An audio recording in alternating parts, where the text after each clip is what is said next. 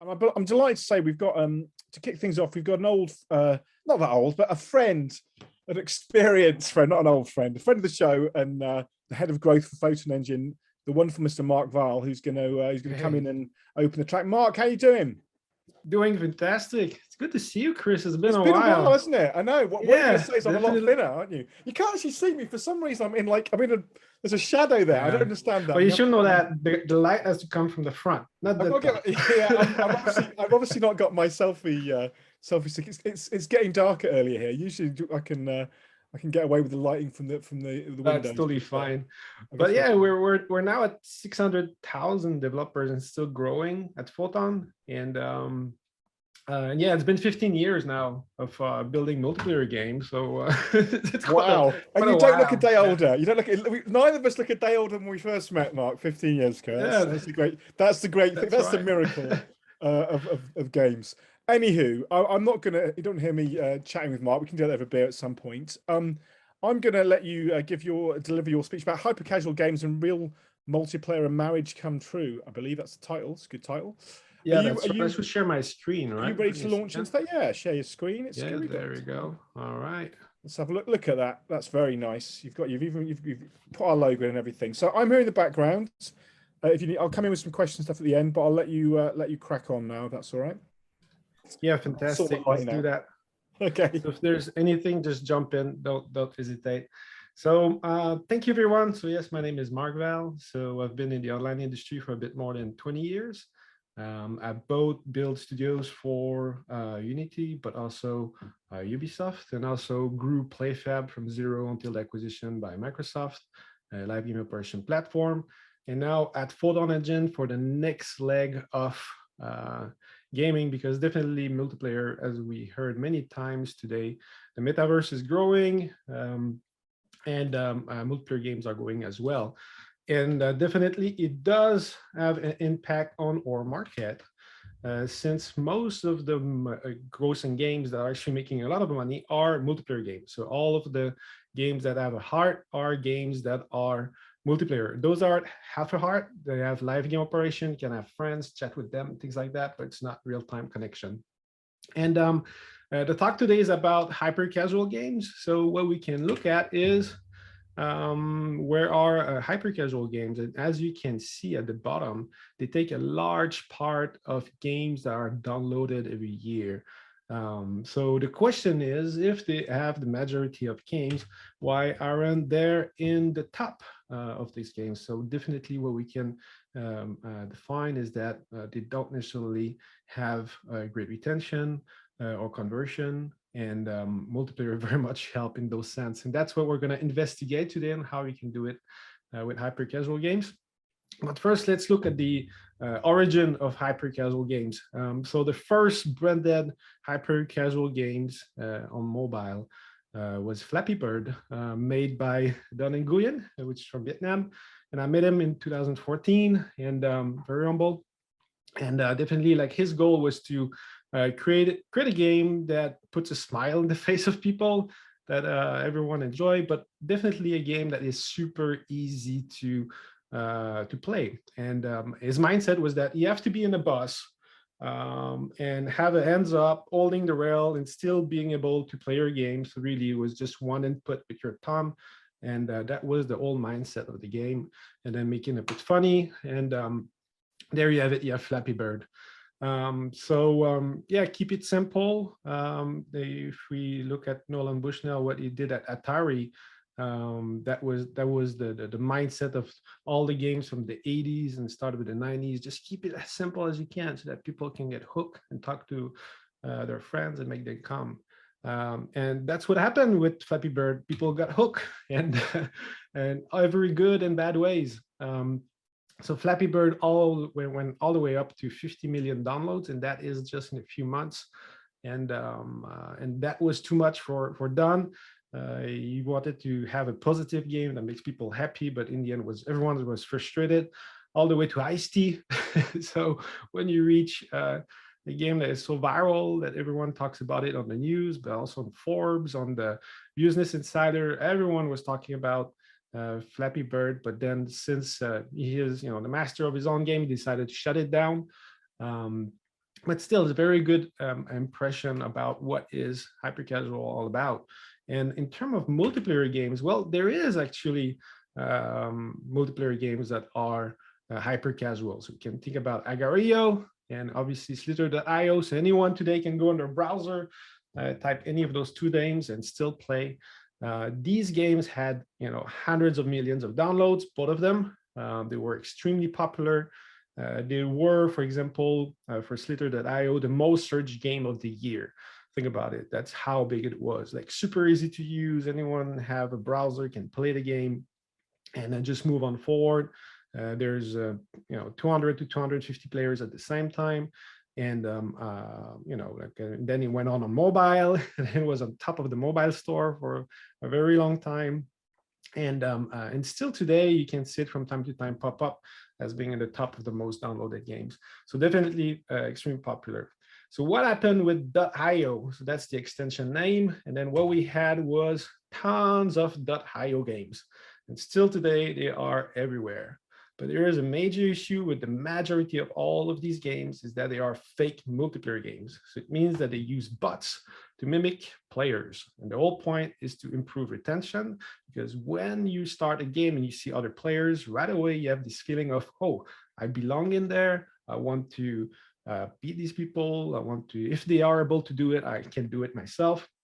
And bots that are mimicking are great, but then at one point, obviously, players saw that it was fake, and then they start leaving. So the big question that we can ask ourselves is, instead of making hyper casual games or multiplayer that are fairly, low graphic and all that, how can we make a visually great hyper casual multiplayer game on mobile?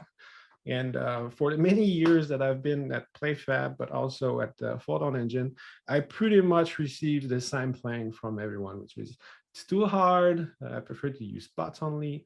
The phones are too slow, connections are too slow. And in the end, like it's too expensive to do that. So they rather just wrap a really small game and throw it out. That was heartbreaking, because definitely we can see that multiplayer works and it's worth to put in the effort. So then we actually look into ourselves. So Photon, as I said earlier, we've been there for a while. We have thousands of live games. So why don't we ourselves make a game? So Photon, I've never made a game before, so why not? We have all the competence to build a game, but we are not a production studio. So anyway, so we set ourselves, okay, let's do it like super short term. Let's try to aim for all the phones that is out there, and that is actually very, very not expensive to run. So we are lucky at Photon. We made tons of templates in the past, so it means we have all kinds of style of games that is already all wired for Unity. So we picked actually one of our templates and teamed up with another studio called Kitka to build a game. And what is great with this template is that it has all the physics is solved, moving elements and whatnot. And what happened is that we released Stumble Guys. So Stumble Guys got released a bit less than a year ago, and went on to conquer the web. Let's call it like that. So it's 32 players, which is quite good for on mobile, and it's fully deterministic. So it means that the engine which that we have, it is called Quantum, is very much based on physics. And all of the transfer that is happening on the network is extremely fast. It's on the inputs that you're sharing. So it means that we can target a very low-end phone and also a very bad, crappy internet that you find pretty much worldwide. So in that end, it's a very short gameplay. It's about 5 minutes. But then if you want to play just one round, because there's 3 rounds to win an actual game, it's about a minute. So the whole goal was that you start a game, you can jump in any game, learn the game fast, and then move in forward. And that's what we did. So we have this wonderful game that is available today, and it has 15 maps. All of the maps use a different technique in multiplayer regarding teleportation, but also bringing players around, but also a lot of moving assets that is important for making the game engaging and people to have fun. The goal of the game is to eliminate other players. So when you go through a first round, you go in a map, and then you have a random map that comes, and then you can move in forward. So that went very great. And another thing that we implemented is tournaments. A great thing that is that very much improved retention is our tournament system. So as you see, 10% increase on the players actually play the tournament. That is huge. So that's one recommendation I could tell you regarding hyper-casual multiplayer is to implement such a system. And then you will actually rip out the rewards. So Stumble Guys, extremely successful. People love it, the players love it, and it has good reviews and still going. And it went all the way up to Reddit, where people, when someone asked, why does Stumble Guys Battle Royale on the Play Store have better physics than Fall Guys? Because as you have seen, we sort of got inspired. And the community manager at Fall Guy actually said, well, that's fake. It's fake multiplayer. It's just too good. And that is some nonsense. So obviously for us, we know this is fully networked. All the players are real. There's nothing fake. So that was pretty much a check mark saying, okay, we did it. We even convinced like others that this is actually extremely good. And if we look at our KPI, then the game, the two spikes is when it went out in various stores and got promoted by the stores themselves. We've never did any user acquisition, no marketing. It's 100% organic, and the game is doing very well. So what started as an experiment on how to make a hyper-casual multiplayer games ended up being something extremely successful. And as of today, there's 15 million plus downloads and still growing. It will go with time. Now the team is iterating on it, putting more love to the monetization aspect of the game. So obviously the revenue will go up, and it's also available now on Steam. So as you can see, it's possible nowadays to have hyper-casual games on mobile working worldwide.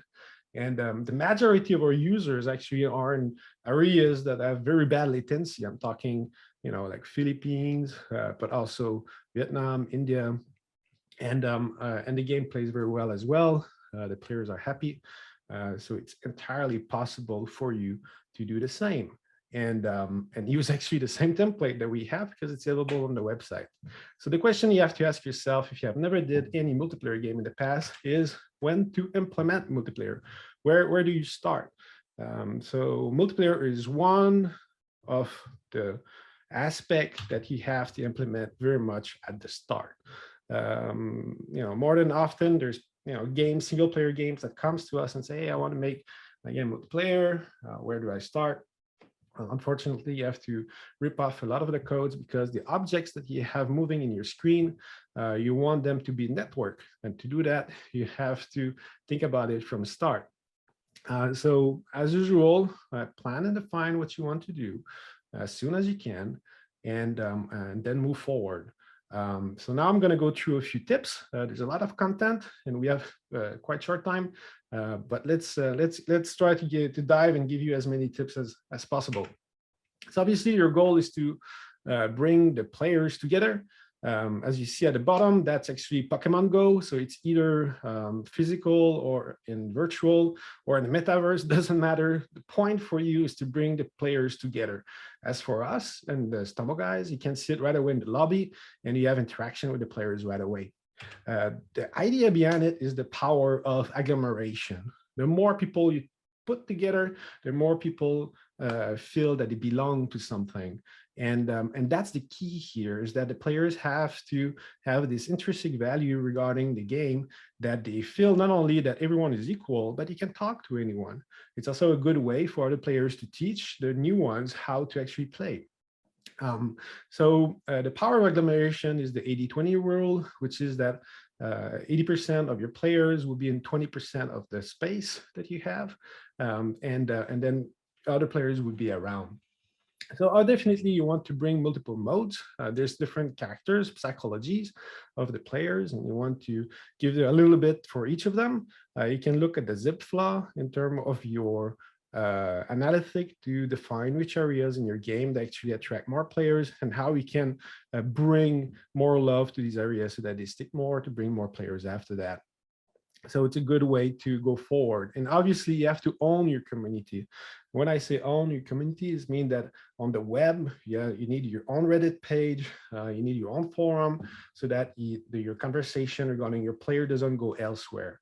And definitely try to communicate as much as you can with them so that you can start a dialogue and then have the good impression with the players and then gather value and then bring it back again. So it's all about lobbies. The lobbies is the first place the player will go. You have to give some power to the players, which means that if I want to play with my friends only, I have to be able to do it. Or if I want to make sure that in my room, my friends are there, plus some public slots, it needs to be there as well.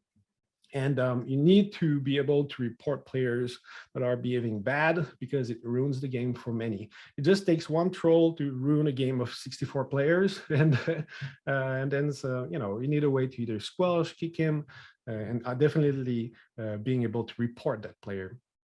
And as you saw, as I said earlier, fake multiplayer is bad, but bots are good. So what I mean by that, so when the player starts to play the game for the first time, it's very important for that person to understand what he needs to do.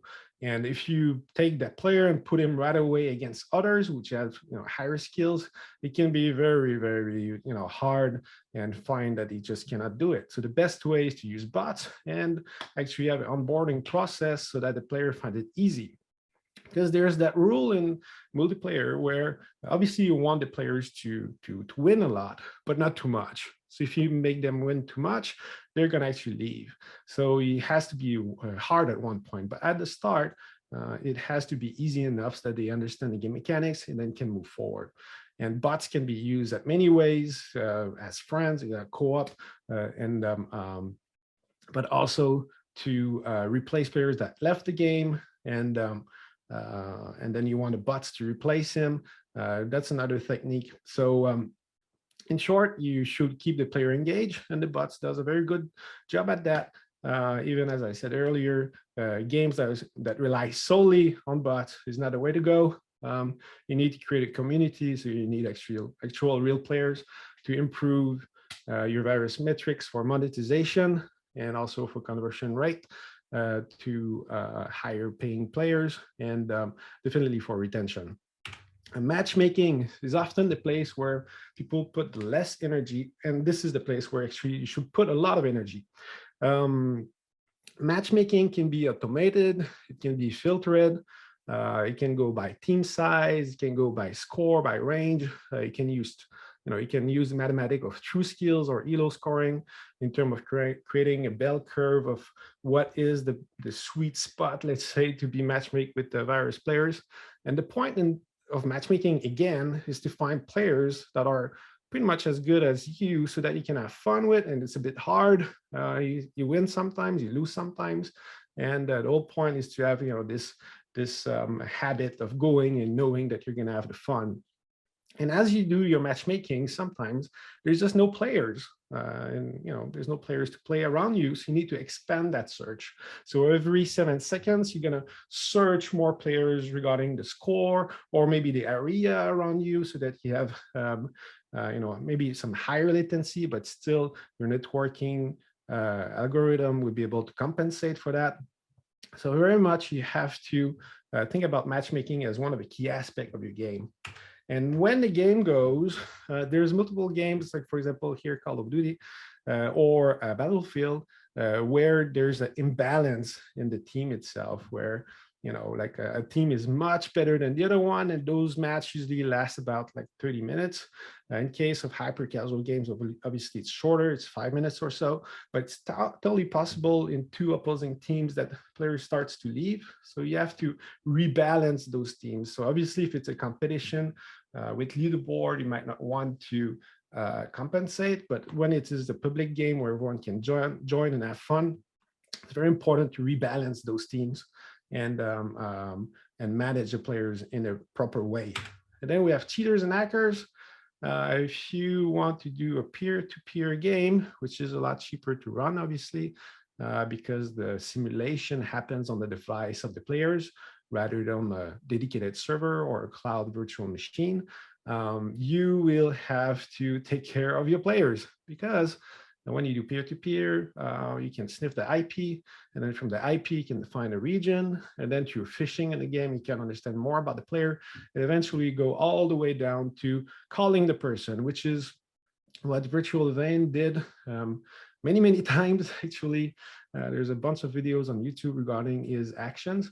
But still, you have to protect your players. So it's important to do your architectures in a way that the players are protected, and also to promote fair play, which means that everyone has a good chance to win. So in that end, cheaters, you have to be careful, especially if you have a very popular game. And if you have leaderboards, definitely you're going to have cheaters. If you have tournaments, you're going to have cheaters. So try your best to mitigate cheaters the best way you can. And a good way to do that is to use a deterministic engine, a bit like how we did with Fall Guys, because the physics is what limits the players. And then on the server side, you can actually put some rules so that a player cannot move, for example, faster than 1 meter per second, or that he cannot, you will be able to put barriers, in short. So I've put a big pizza of all of those recommendations. Each of those require a good amount of work to implement properly, but still, once you do it once, it's a lot easier to do it again. So I encourage you to start at, start tomorrow or yesterday to implement multiplayer in your game. You're gonna reap the reward, that's 100% sure. So where do you start? So there's a lot of content and videos online. There's also books.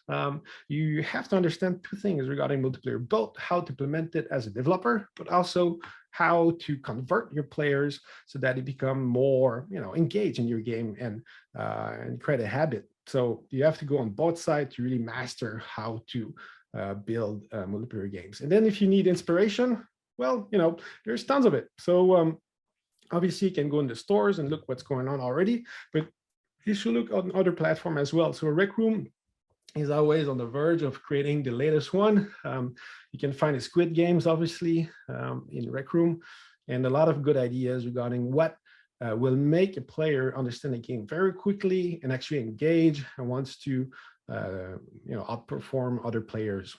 And then you can look in also a very popular game like Overwatch, where you have a game browse where players can create their own room, can create their own rules. And that way you're going to, again, see another perspective. And that game would be a first-person shooter and how they do it. And it's very interesting to see the various implementation on how to create a game that is very simple to understand, but also easy to play. And then again, if you want another one, so there's Rec Room, as I said earlier, or Roblox. So Rec Room is in VR, and Roblox obviously is on PC. And so Rec Room has a way to create various components by the players again, and it creates very nice gameplay to get inspired of. So and then through all of that, if you want to start, then us at Photon, as I said earlier, we've been doing that for a very long time. You can build pretty much any kind of games on top of our topologies that we have. Either it is the deterministic simulation, as I was talking about, or if you want to build a 200-player games as well, using our latest engine called Photon Fusion, you're welcome to pick it up. It's free and you can start today. And obviously we support all the topologies I was talking about earlier. So hopefully this give you a few tips on how to move forward in multiplayer, and how you can also start with hyper casual games and also have your own success. So because if we can do it, you can do it as well. That's 100% sure. And I'm sure that Chris would love to have his own hyper casual games as well, of mastering events planning and a lot more, which could be a game.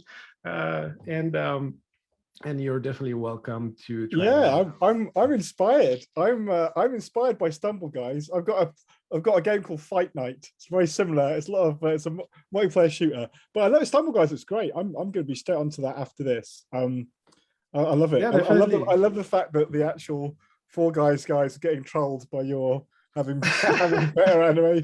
Yeah, that was so funny because when that happened, everyone was like, "What?" And then it was like, "Okay, this is happening. This is real." They actually said, "I'm going to find that and send it to my friend at Mediatonic." And we go, "Oh, do you know you should put some?" Yeah, it's on Reddit. Hey, they've sold it. They don't care now, do they? I'm sure they do care. I joke. My God, Mark, that was incredible. That was like 15 years of insight and ideas crammed into one. I was trying to make some notes, and like each of those pages had just loads of great detail. And so anybody making multiplayer games, these videos will be made available afterwards. Mark might also his PowerPoint, though I don't know, but definitely the video will be. So you will be able to look through it frame by frame in a bit of a slower way and pick lots of great ideas out. And you're totally welcome to write to me, and I'll send you the PDF. It's a pleasure. And each of those slides actually is a presentation on its own. Yeah, well, I thought like some of them. 30 minutes. So much detail. It's just I've got a few questions. Yeah, go ahead. A few questions though that I might as well try and get in. So, we've got quite a few questions in the audience. I always go the named ones first. So I'm gonna go with Zara first because there's a lot of people quite shy. But Zara says, does all this apply to mobile games? Like all of your points? I guess it depends how complex your game. I guess that what she's saying is. I'll say pretty much yes, because it doesn't matter the device. In the end, those are principles of gaming. It's really to the core. Which means that both, I'll say that on mobile, the big difference is obviously the device itself, screen size, and all these things, but it doesn't matter. It's all about putting players together. So that's something that you can manage on your own, definitely. And then regarding like handling the connection, then that's usually what people fear, which is, it's mobile. I'm going to go in a tunnel. I'm going to lose connection, and then it's going to come back. Well, those are elements that you need to implement on the server side, which is how to auto rejoin, how to actually join a game that has been played for the last 5 minutes, and I was not there, and then I come back and play. So all of these elements, you have to take care of it. And usually, you're actually networking engineer will take care of that. But as for us, for Photon, it's already done. So you can really concentrate just on the gameplay itself and then move forward. I would say the opportunity with mobile is that the devices themselves, like here I have a Pixel 6 Pro, well, we don't see it well. And, it has 8 core or 12 core, something like that. There's so much RAM.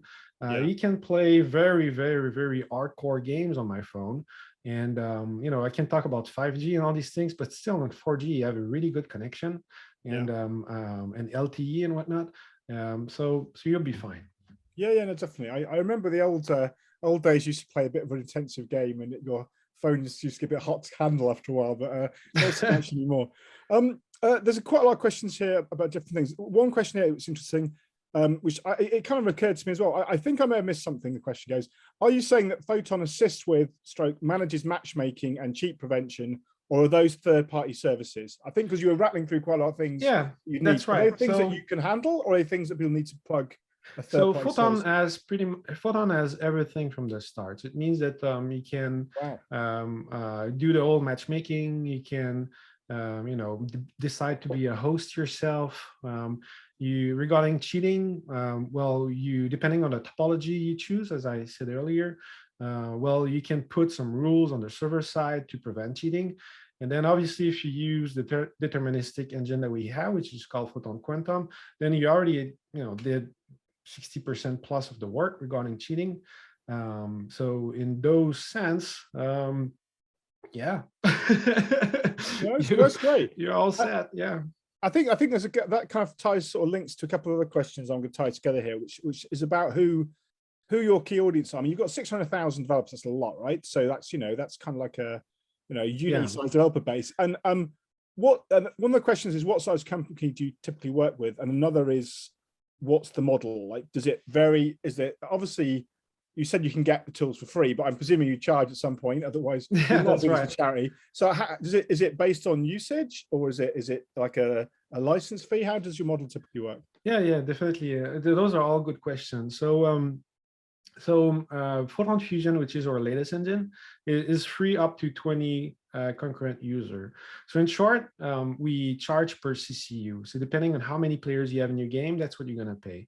So it starts at 25 cents per CCU. So it means that CCU first, if you want to get all the way down to MAU, is that you take your MAU that you aim, let's say like 1 million MAU, and you divide it by 20 or 15, and then you have your DAU, with daily active users, and then you divide it again by 15 or 20, and then you have your CCU. So you can imagine you will have a bill between, you know, like $300 to $800 to manage, you know, 800,000 to 1 million monthly active players. So it's cheap, very Mark. cheap. It's too cheap. No, it's all about size. That's what I keep explaining to everyone. That was the same at PlayFab. So so we make it so cheap, right, that everyone wants to use it. And then after that, it's all about reach. And then regarding reach, it's for both AAAs, but also very much indies. So we were targeting very low-end indies until a year ago. And now you need a bit, you know, you need a bit of knowledge in Unity to get you started. But ultimately, it's for everyone. Fair enough. Absolute novices probably. It'll take me quite a while to get my game started, but I'll have a go.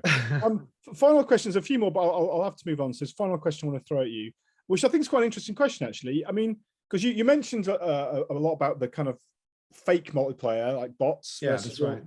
I guess the question is, I quite like playing, you know, Agora.io and games like that, and Hole.io and the various .ios. Does it matter, do you think, to most players if it's fake versus real multiplayer? I mean, presumably you also, this is the question you must So you have. miss mechanics. So the main thing is that you miss the community aspect of the game. So for example, like first Agario and Slither.io are real multiplayer games. But then if you look at Paper.io, Hole.io, all of these are fake. And the thing is that once you are able to create clans, once you are able to communicate, once you're able to set goals as a team, then that's when your retention really kicks in, because all of a sudden you put value in people. And when you put value in people, it just makes you come back. You're going to wake up in the morning and say, hey, what my friends did during the night, and you want to catch up. So, you know, bots like they're doing on Holes.io and Paper and all that, is good, but it's really, you know, half-assed. It's it like this. So if you want to really rip up the reward, you put a bit more work, and then you get a community aspect of things, and that's when you really start to monetize. Fantastic. And well, you mentioned like a 10% retention increase with tournaments and stuff as well. I'm sure a lot of people were looking at that going, okay. One thing I'm taking away is adding a tournament. Here's the thing. So we have this SDK. It's called Tournament SDK, to be so original. And we're like, yeah, why not implement that as well and see what happened? Because there's not that many studios that use it, actually. And then we saw, wow, you know, this thing is really good. And that's the whole point of engagement, where you have a player that wants to invest more in the game and wants to compete. And because here's the main thing, and that's the same thing if you play any skills game, you know, like those bingo games that are skill based, or you think that you're the best, but you actually are not. So and then when you get into tournaments, that's when, you know, people that really wants to prove themselves, which starts to grind and improve their skills, and eventually get at the top of the tournament. And this is a key factor, because if you can make public virtual tournaments and you grow your crowd base, that's when you can get to the next step where you can make real money tournaments. And when you get there, then obviously there's the old Twitchverse, Twitterverse, and everyone's going to start talking about that.